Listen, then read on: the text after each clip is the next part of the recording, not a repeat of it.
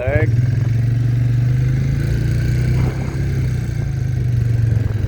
Cows is locked away. So ang daming mga ibon, no? Ayan, no? Ayan.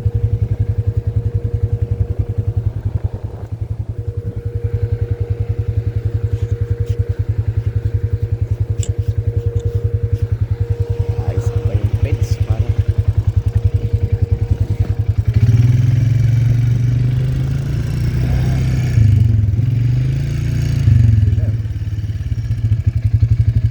ganda, oh. Yan, dami, oh.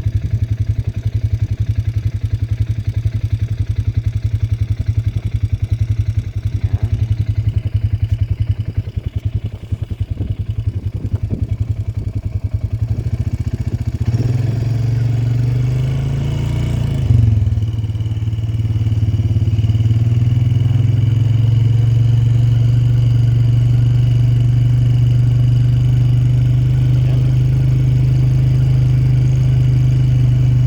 Ito yung mga kasama ko dito sa farm.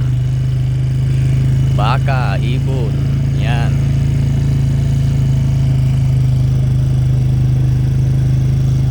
Oh, ang dami, oh.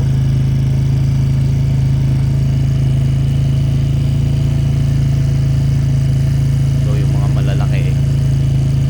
Kadalasan minsan sila sa tabing dagat pag nagpipishing. Itong malalaking ito, yan. Nangangain niya ng isda. Yan.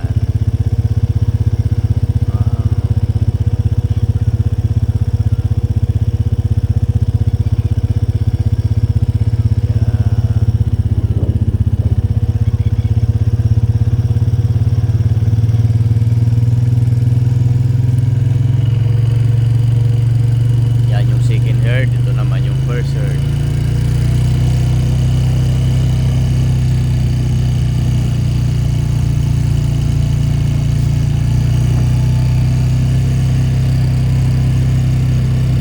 Mataas pa ang damo namin sa panahon ngayon.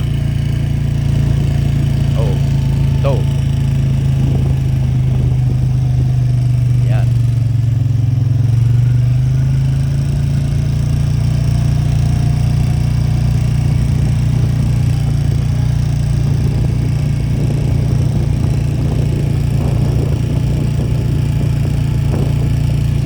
Yan yung damo namin.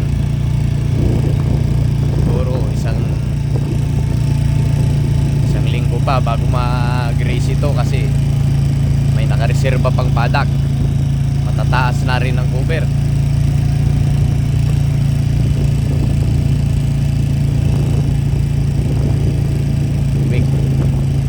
Every week kasi ako nagpe-plate meter, so yung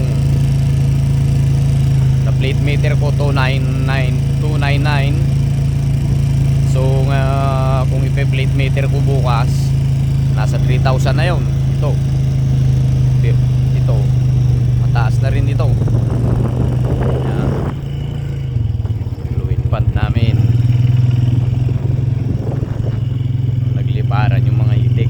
Yan, ayun, pump namin.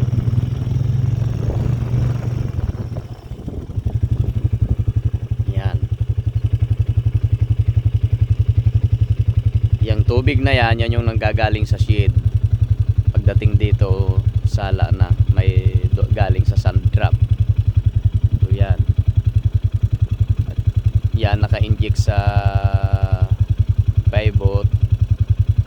So pag nagbuhay kami ng pivot, binubuhay yung pump ng effluent. Yan. Yan sa loob. Para makapag-spread sa padak.